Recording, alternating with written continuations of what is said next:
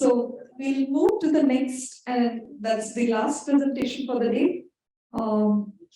It is Dr. Tiziano, Valentinuzzi. I'm trying to pronounce as appropriately as possible. Is Girdhar Prabhu, and he is representing here BIHS and University of Paducah, Italy. The topic for his presentation is So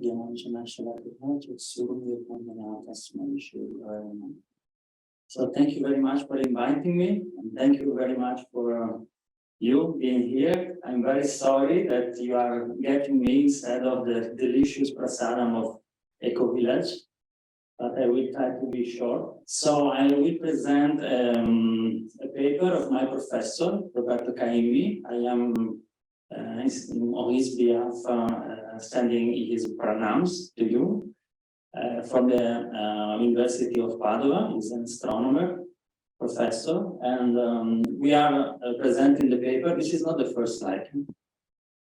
Yeah.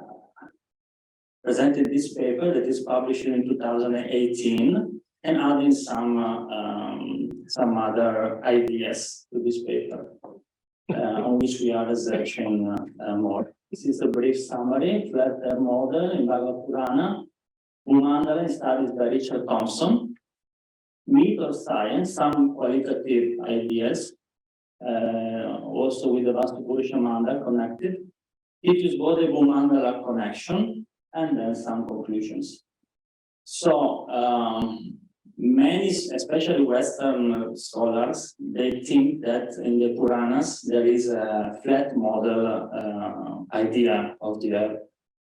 And all of you very well know the Shatapabhi, and so the Bhu-mandala in the Bhagavata Purana 5th canto is well described. So this is the Earth model. We have seen it in so many ways in all this conference, and we can see that the disk of Bhu-mandala is very, very thin if compared with the volume of the Purāṇic of the complete universe, as we say. So this is Antariksh. So in the correct proportion, so you cannot even see it. So it's completely flat. But the point is that in the Bhagavatam, in other Puranas, it is explained that in this Antariksh, all the planets are moving. All the planets are moving. So this seems to be the solar system, and it is completely flat. So this Bhu-mandala seems to be the ecliptic plane.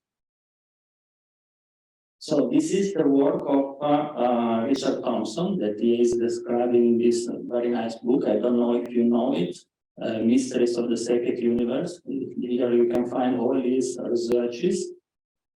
And these are some figures from his work.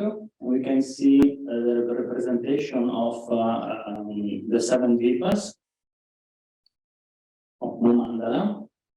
And these 7 Dvipas are inside here in scale. Because when you touch that, then it's not working anymore. You should not, because you see this. Or you give me the computer. You want to give me the computer so I can? Because you see there's a mouse there. Okay, now it's working. So as I said, Richard Thompson in his study, I found demonstrated that Bhu-mandala is not simply a flat Earth model, because the dimensions of Bhu-mandala are compatible with the dimensions of our solar system. This is a table from the book where you can see this is the radius of Saturn orbit. These are the modern data in miles. You see the radius of Loka mountain, Uranus, outer radius of Bhu-mandala, and distance of Alpha Centauri. So you can see that these distances are compatible with our solar system. Okay, this is another figure, and you can see with the 75 degrees of point of view, you can see the scale of Bhu-mandala plane and our solar system as far as Neptune. So it's completely consistent. This this representation, this scheme, the model of Bhu-mandala is completely consistent with solar system dimensions. So some qualitative ideas that for the last years I am studying on is that it was common in ancient times to create maps and even infographics like Bhu-mandala. We can say it's an infographic.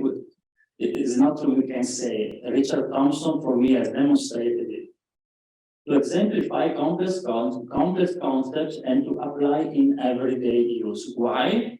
Because they are easy to memorize and because they are easy to apply. In fact, even in this, during your very nice presentation that I could participate on, I could see, for example, that while Vedas and Puranas, they are coming to our days very easily because they are all know the Itihasas, Mahabharata, everyone knows. Everyone knows Bhu-mandala.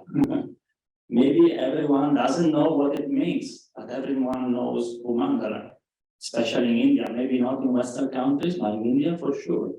But no one knows, not no one, distinguished scholars here, they know very well Siddhantas, but common people, they do not know the slokas of Siddhantas, they do not, isn't it? So the idea of my professor is that Bhu-mandala and obviously many other infographics, let's say with a modern term of the Puranas, they come from an ancient science, much more ancient than Siddhanta, but maybe sometimes it can be also ancient more than the Vedas. Maybe. It's just this idea. He called this an antediluvian civilization. So it was also common to use stories. We know in modern education that use stories with also exaggerated traits sometimes helps memorization. And in ancient times, there were no computer notebooks or paper to write on. So everything was done by mind. So this is also interesting. The stories can be, because in Western countries, there are many people that say all these stories are exaggerated and this and that, they are not true. But the point is not so much interesting if it's true or not. The point is that this is not discrediting Vedic text, but actually, in the contrary, it's showing an advanced science. I don't know anything like this in the Western scriptures, anything like this. So this is demonstrated anyway. Even if we take the least scale, anyway, is demonstrating a very advanced culture. And for me, this is the most important consideration. Also, for the ancients, I referring to the Vedas, to the Vedic seers, it was very much important, as I could see also in the Siddhantas, to link astronomical and human affairs to spirituality. This was always much important. And I will discuss this at the end. In my conclusion, this is I want to stress this because this is important. Because, for example, the Vaishnavas are reading and studying the Bhagavatam with the mission to go back to God. So this is the final project. This is the final target. So this is also stressing the advancement of this culture. I have some interest in Vastu Purusha Mandala and Vastu things, so I just wanted to report this. The Vastu Purusha was an Asura and was devouring everything because he was space, he was space, Akash, uncontrolled. He was so hungry, he was devouring everything, totally uncontrolled. And this is reminiscent for me of black holes. Black holes are like that. In space, uncontrolled, because it's a 0-point space, and everything is going in the horizon of a black hole is disappearing completely. So it was thinking, oh, this is a black hole. Many things like this are in the Puranas. Interestingly, the solution Brahma adopted was to regulate him, such as controlling him with different demigods in all directions, everyone representing a special energy or influence in space. So, the laws of nature, what is the idea? The laws of nature are regulating the energy of space-time. Otherwise, nothing would be manifested in the universe.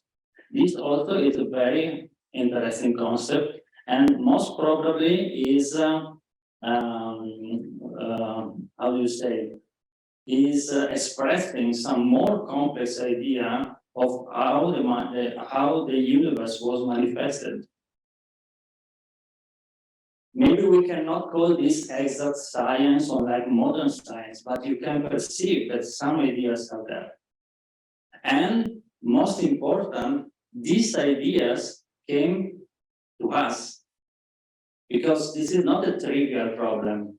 How can I create something, create some information that can go through the centuries unadulterated like that? It's not a trivial task. And Vedas, Puranas, they are doing that. So the idea is that in one single scheme, in one single idea, in one single infographics, you have everything you need to construct a building. You know, the importance of northeast, the delicate southeast and northwest, stability and roots in southwest, keep speed at center because Brahma is there, and keep light northeast and every southeast, southwest. These are all the line guides, the guidelines of Vastu, and they are all inside one simple scheme. So this is one of my mantras. Ancient doesn't mean antiquated. We can see a great propensity to synthesis in the Puranas. Synthesis instead of analysis, which denotes an advanced culture, not an antiquated one. Nowadays, we are full of data, big data coming from all our technologies, but who is able to get a useful synthesis out of that at present? Big quantity of data, big pratyaksha, in your terms, very little anumana, and no shabda. This is Western country, at least as I know it. Where is the real advancement of our society? So, a personal Vedic story about this. I was diagnosed diabetes some years ago. So, in the last 5 years, I was hearing so many speculated Anumana ideas about this problem. On insulin for the rest of your life, this is one doctor. You will never heal, pancreas cells have gone. Take fruit, don't take fruit, have a keto diet. Oh my God, you're vegetarian, keto diet is dangerous, take this pill. Become crowded, cook vegetables, have raw rice, don't have carbohydrates, etc., etc., etc. Everyone I was consulting, different ideas. Why am I telling you that? Because just 1 week ago, I was coming through this, my friend sent me this. It is Professor Roy Taylor of Newcastle University, Great Britain. And he says that diabetes, the pancreas regains lost size and shape when type 2 diabetes is put into remission through a low-calorie weight management program. So you mean I'm just overweight? Oh yeah, is that is the idea. 2 months and your diabetes is gone. And he has hundreds and hundreds of clinical demonstration. So I was laughing so much because I said, oh, this is Bhagavad Gita. All this research, it took 40 years research with a 55 team of PhDs to research on that.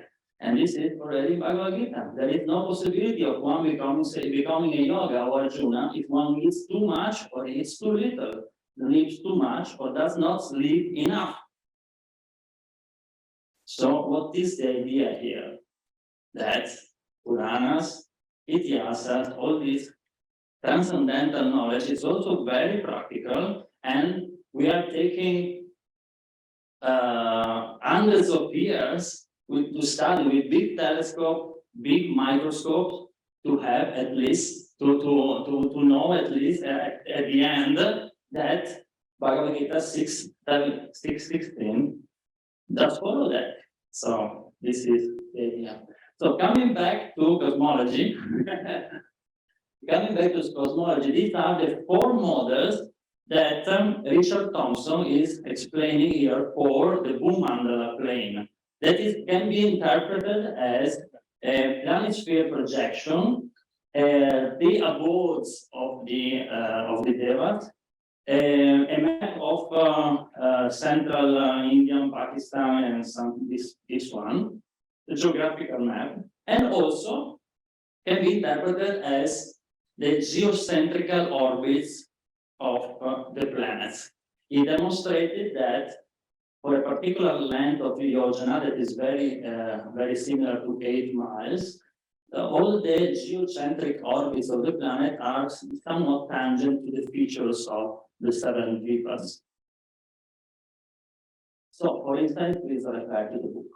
So, what we are proposing, me and my professor, is a fifth model, possibly a fifth model, coming from the Titius-Bode Law. Titius-Bode Law is 1772, predicts distances of planets from the Sun by applying a very simple formula with a geometric progression of base 2.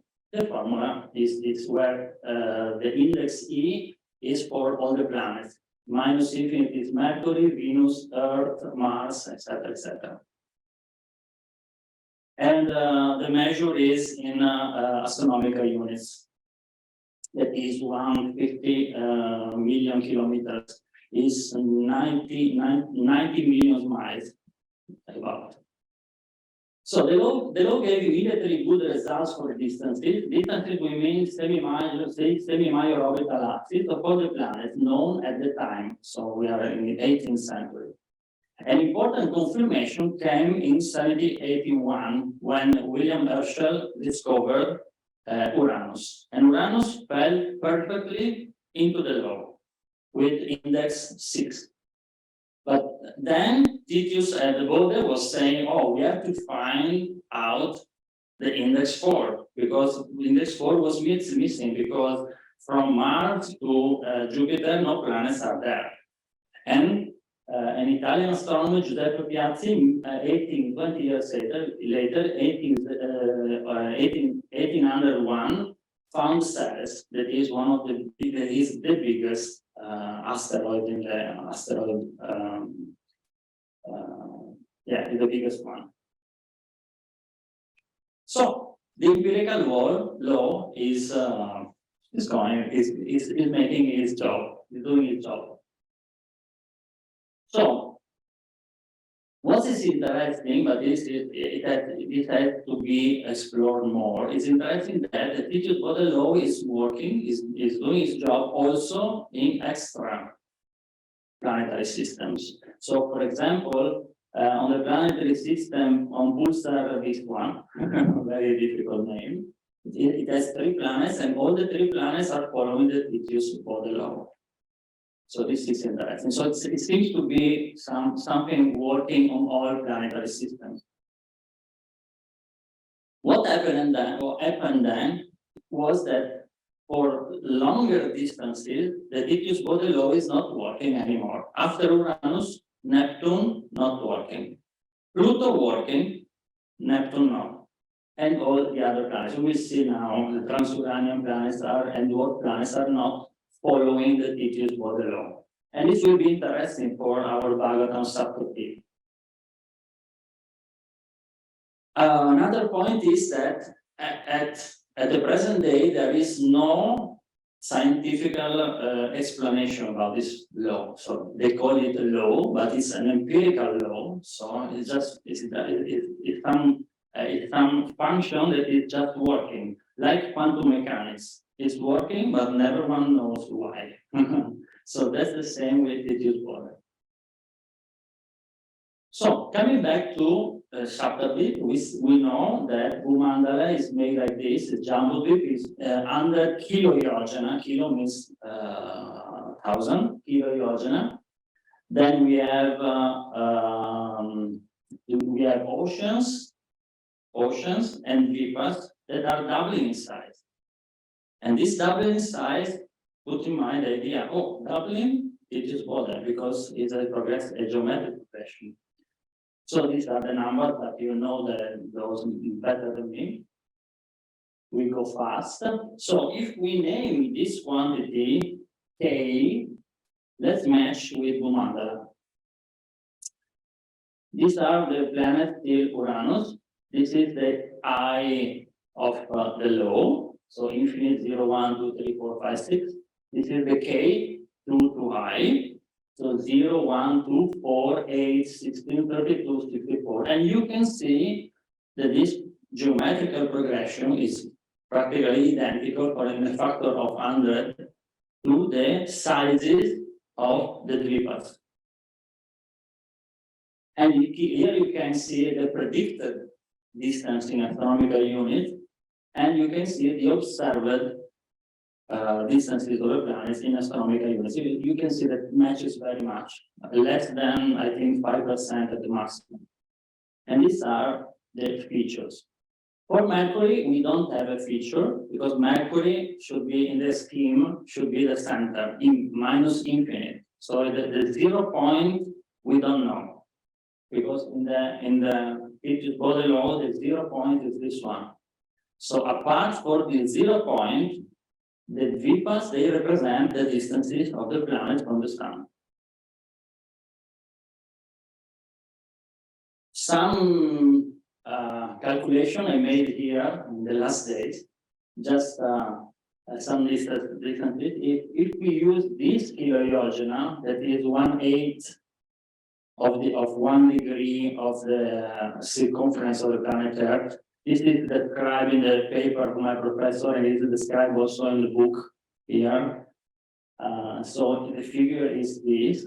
Then the astronomical unit in kilo-yojanas is slightly similar to the 108 number. That is a sacred number. You know also better than me that 108 is the ratio between the diameter of the moon and the distance of the moon, the diameter of the sun and the distance of the Earth from the sun. So this number coming out in so many ways. And if we express in kilo-yojana the Titius-Bode law, then we get this very nice, representation with 108, and this is the width of the dvipas in kilo-yojanas.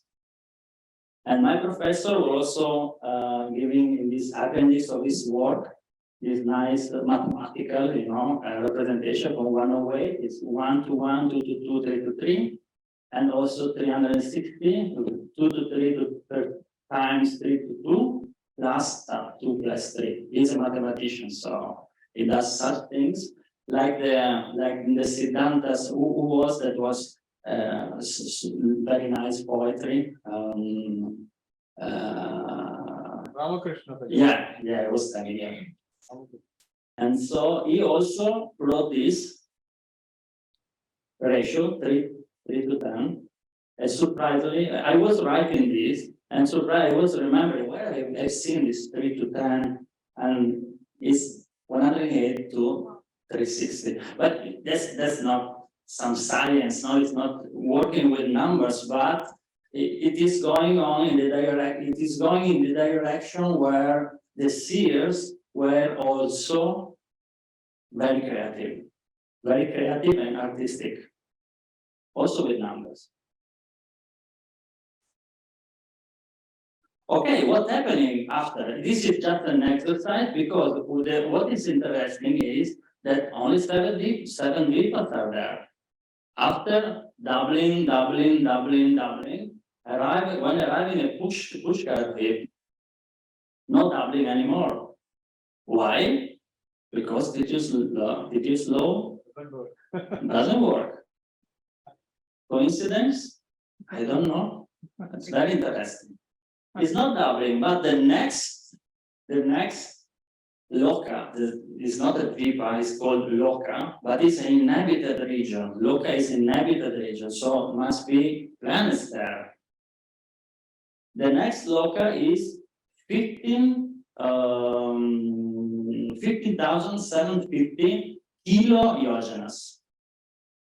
So I made this exercise. I take this figure, this one, put in the Titius-Bode law, just an exercise. I obtain 46.65 astronomical units. That amazingly is the same of Makemake. That is practically the last big planet, dwarf planet, apart from Eris. That is, he has a very eccentric orbit. That's why he is 67 astronomical units, but he is also is an eccentricity of 0.4 or something like that. So his orbit is like this. So that's why it's so long. But practically, just doing this exercise, we can see that loca is where all the planets are in our solar system. Very interesting. The exercise that Prof.Caimmi, my professor, did in 2018 was to calculate the difference of radii between two oceans. Because not only Vipas are there, but oceans are there. Because if you see in the Titius-Bode law, the idea is that some orbits are not permitted. It's just like if a big ocean is between one planet and another, and their orbits cannot be there. No orbits there. Why? Most probably because of resonance of orbits, most probably, but we do not know. We don't know exactly why. But it seems that there are these big oceans. So the exercise was to calculate the differences. So the problem is always in the first one, because we don't have a first ocean. We only have the ocean after the Vipa. So my professor decided that the first delta RE is 100 kilojoules. This one, sorry, the delta R minus infinite. So the first one is 100 kilojoules. There is the dimension of Jumbo Drift. After that, all the oceans are taken into account. What happens? Same thing. Happens that everything is corresponding, obviously, because if the Titius-Bode law is working, also the calculated the difference in radii is working. But one thing I wanted to add here, because my professor calculated the difference of radii of Uranus to calculate the ocean with Neptune. And you remember Neptune is not going well with Titius-Bode law. So I made the exercise to check. Oh, sorry, is not that? No, I forgot the. I did the exercise of changing this from Neptune to Pluto, because Pluto is going pretty well with the Titius-Bode law, and this is coming out 20.66, something like that. I don't know why it's not there. Maybe it will be after. And this is working too. So what happens is that if we go like this, we have oceans. So if this is Mercury, we have empty space, Dumbledore, empty space, Lava Noda, this is Venus. These are almost egregious. 5% maximum error is there. So for a scientist, is perfect. So they are economics. Ixura soda, 0.6, Suroda, so Mars, Ceres, from Ceres to Jupiter, Gritoda, 2.4, Saturn, 5.8, Shiroda, Dadimandoda, 9.6. Then my professor stopped here because the next was not working, but with Pluto, oh, yes, sure, it was here. 20.29 with Pluto, even Svadudaka is working well. This is a bigger error, but it's 6%, 6.5%. But anyway, we have another Svadhyaka with as far as Pluto. So conclusions: Bhu-mandala is not a flat Earth model. We are not so stupid. With a simple law, we can infer planet distances from the sun with Bhu-mandala features. This, for us, is suggesting that maybe the ancients understood how planets are revolving around the sun. And this, I think, matches very well with the Rig Veda conclusions that Dr. Iyengar, Professor Iyengar was showing us. The doubling in size feature of Bhu-mandala was discovered by astronomers Titius-Bode in the late 18th century, far late the Vedic seers. So you can tell this to Indian government that you won at least this battle. The ancient rishis used to create models of reality which were useful for day-to-day life, not interested in self-speculation. So this, I want to stress very much this point. I already did it, but I want to stress here again in the conclusion of my talk, because this for me is the important part. In the sense that what is the use of all these big data? All these efforts, what is the use? Gauranga Prabhu was today morning saying the same thing. What is the use of this universe? Why it is created? So for me, this is a very important point, and my research on Puranas will go through with this in mind. My 2 cents, ancient doesn't mean antiquated. Ancients were very much concerned in connecting all human experience to the divine, because they well knew this was the only way to happiness in this life and in the next. See Bhagavad Gita.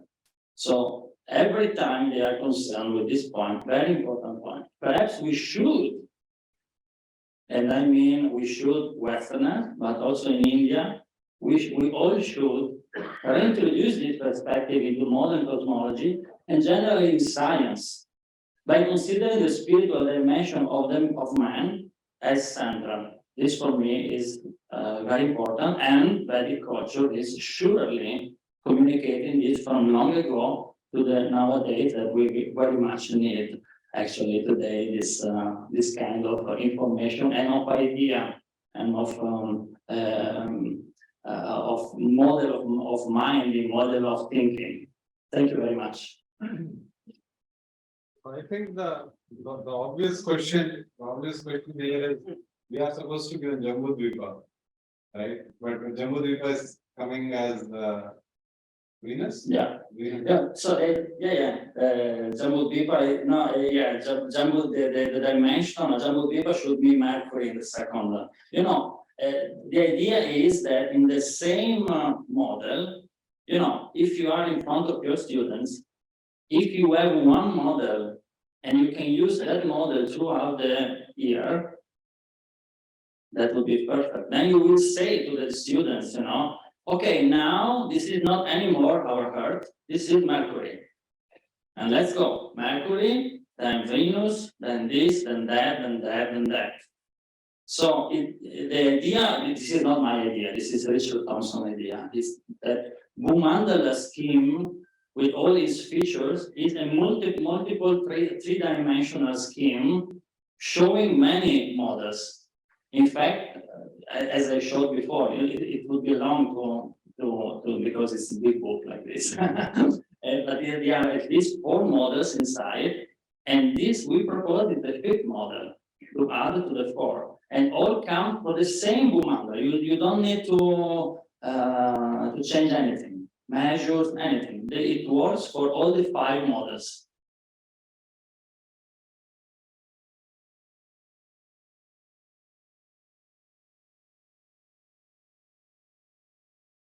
If I understand you correctly, you are saying that there are no such Saptadvipas. In reality, you mean? Yes. Oh, I've not said that. I cannot say that they are not existing as in reality, but we can interpret them as a scheme, as a model, as at least 5 models. Okay. Then what will happen if you find more planets by accident or by incident? More planets? Yes. Oh, no planets are there. So, Of course, you can find it anytime. you know, this is a kind of, I understand your point, but this is the kind of reasoning typical of Western people. They are reasoning for something non-existing or not is not there. So I can say many things. But what we say that Bhagavatam is incorrect, or maybe my idea is incorrect, or maybe Thompson's idea is incorrect. But the point is that accidentally all the measures are matching like anything. Because one thing that is Bhagavata is not taking account of all other the other planets that your dark planet and the Eris or Ceres, that's something that you Yeah. belongs. Yeah, because at a certain point the doubling is working. No. Ah. Bhagavata is not talking about all these things at all. All the other planets. Oh, there is another model for the demigods and other planets. There are many models inside the Bhu-mandala. No, And you can match that with all the other informations. but such things are not exactly stated in the Bhagavata. I can't understand your question. So what's the point? I'm missing the point. I think he's saying that if you're saying, and I appreciate the what you've done. Thank you. My friend, I thought I would agree with, but I'm going to challenge. There is a challenge here that you have shown using a law, Mhm. the Titius-Bode law, that there is a doubling, and that corresponds very nicely with the rings of Sattva-Tree. However, in making your it's that law match the rings, you have included one planet of these series that is not included within either the Siddhāntic or the Bhagavatam analysis. Oh, that's the question. Yeah. Oh, sorry, I completely misunderstood. It's a very good question. And this is my point. This is my first point was that the Puranas are carrying much more information than the Siddhantas. The Siddhantas, or what I could see here, I'm not an expert, so sorry if I'm saying this. It's just an idea, it's just a theory, it's not my conviction. It's just, I was listening to you. It was first time for me listening to all these very wonderfully presented scholarship presented information. But what I can see is that Siddhantas going on in time, they are trying to catch up the numbers. Correcting sinus, cosinus, tangents, and this and that, and that, correcting. And the Vedic seers, Rig Veda, they are just chanting the mantras. Om, da, me, da. And the mantras seems to be correct. The Purana seems to be much more correct. In fact, in the Siddhantas, Charis is not there. But if this is true, Charis is in the Bhagavatam. That's the point. That's actually my point. I have a doubt to ask.